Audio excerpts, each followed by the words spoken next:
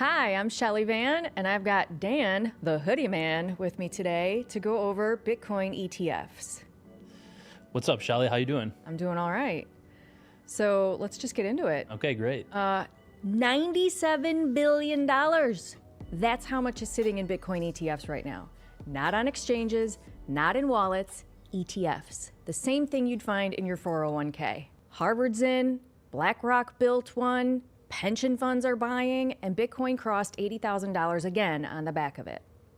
Today, Dan and I are breaking down what Bitcoin ETFs actually are, why this moment is different from anything we've seen in crypto, and this is the part most aren't talking about, what it means if you already trade options.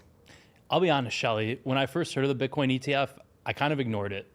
I hold spot crypto myself, so I didn't really see a reason to trade it. But the more I looked into it, I realized it's a huge unlock for regular traders, regular retail traders, especially for people who are already trading on tastytrade. Absolutely. Let's get into it. So to understand why this is a big deal, you need a little history. Because a Bitcoin ETF wasn't always just a thing you could go buy. Do you remember trying to buy Bitcoin in the beginning? I couldn't figure it out way in the early days.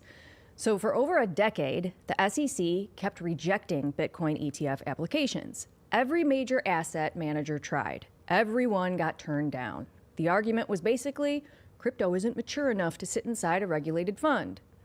So what changed? Two things. First, Grayscale, they already had a Bitcoin trust called GBTC, sued the SEC when their ETF conversion got rejected, and they won.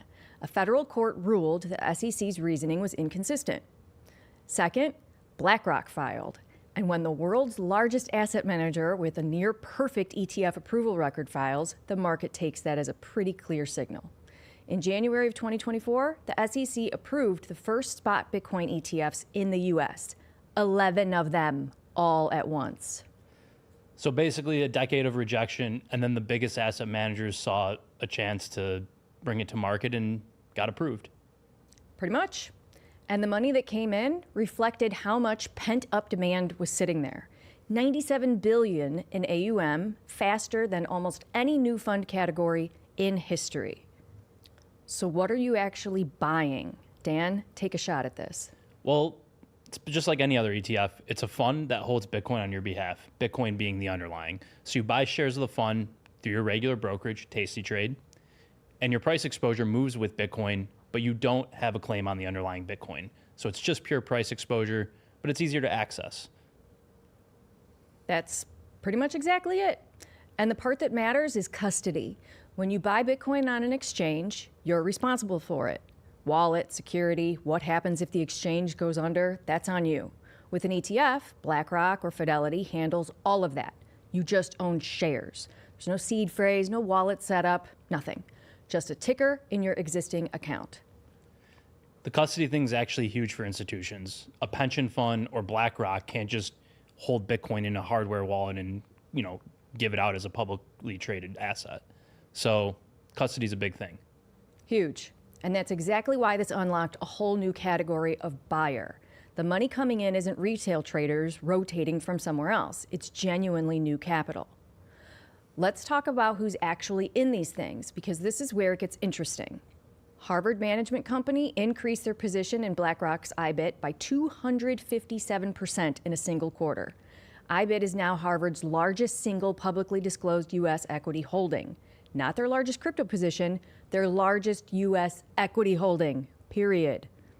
That's huge. Harvard's endowment is in Bitcoin ETF, something I didn't expect to see anytime soon. Totally, and it's not just Harvard.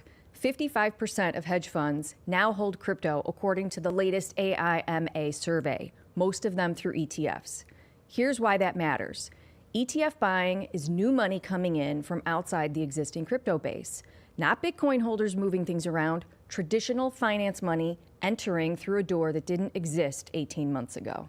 Yeah, but many people bring up the point about this, fund flow into Bitcoin. Does it actually affect the price? It does. Every time an ETF takes in new money, the fund has to go buy actual Bitcoin on the open market to back those shares. It's not synthetic, it's not derivatives. They hold the asset. So a 9-day inflow streak like the one we just saw, that's real buying pressure.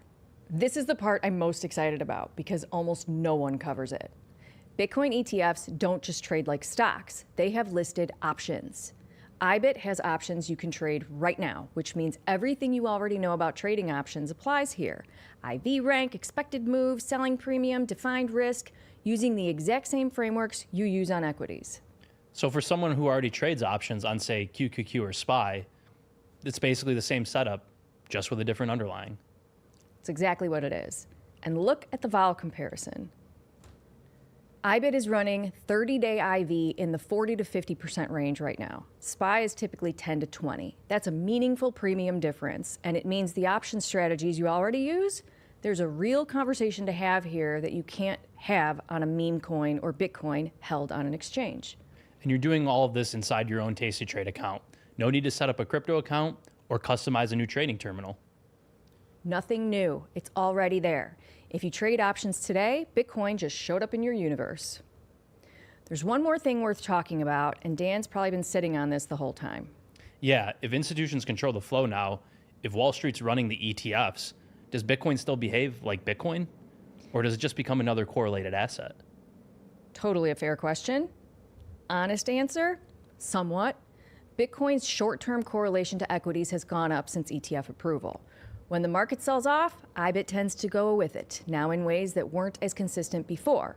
But the longer thesis, Bitcoin as a scarce, fixed supply asset that doesn't behave like any other monetary instrument over multi-year timeframes, that hasn't changed. If anything, institutional adoption makes the long-term demand story more durable. Yeah, so it's more correlated in the short run, but let's be realistic. Bitcoin's only been around for 10, 15 years. So in the long run, I think the thesis still holds. Pretty fair. You get some of the mainstream market's short-term behavior as the trade-off for mainstream adoption. That's different from being a worse asset. All right. Whether you're a beginner, a long-term investor, or an options trader, 3 things to know before you do anything. 1, you're buying price exposure, not Bitcoin. The fund holds the coin, not you. Feature for most people, limitation for some. 2, there's a small annual cost. Expense ratios run about 20 to 25 basis points. It's basically nothing, but worth knowing. And 3, if you trade options, IBIT options are live right now. IV rank, expected move, defined risk, the same frameworks apply. The story of Bitcoin ETFs isn't really about Bitcoin going up. It's about a new pipeline, one that connects traditional finance to crypto in a way that's structured, regulated, and accessible from an account you probably already have. Whether that's a good thing or for Bitcoin long term is a longer conversation, but it's happening and it's worth understanding. So we want to know, where do you stand? Are you buying Bitcoin spot or are you trading the ETF? Let us know in the comments. No judgment, maybe a little.